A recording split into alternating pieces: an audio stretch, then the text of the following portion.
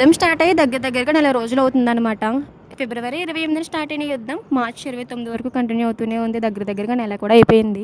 So, ఆ రోజు first రోజు ఎక్స్‌పీరియన్స్ మాది ఎలా ఉందనేది మీతో షేర్ చేసుకుంటాను. ఫస్ట్ అయితే ఫిబ్రవరి 28దో తారీఖున యాజ్ యూజువల్ మామూలుగానే అందరూ లేచి టిఫిన్స్ అయ్యి చేసి హాల్‌లో కూర్చొని మాట్లాడుకుంటున్నామనమాట. మా అక్కకైతే అప్పుడు డ్యూటీస్ లేవు.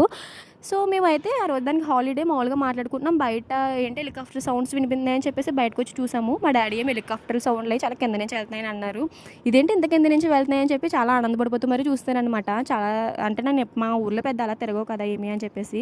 తీరా చూసి లోపలికి వెళ్ళేసరికి డామ్ డామ్ అని సౌండ్లు అయితే వినిపించినాయి. వెంటనే మా బావగారైతే ఆఫీస్ నుంచి ఫోన్ చేసి, ఇక్కడ వార్ అయితే స్టార్ట్ అయింది, మీరు ఎవరు బయటకు రాకండి అని అయితే అన్నారు. నిజానికి మా బావగారు ఫోన్ చేసేంత వరకు ఇక్కడ యుద్ధం మొదలైందని చెప్పేసి మాకు కూడా తెలియదనమాట.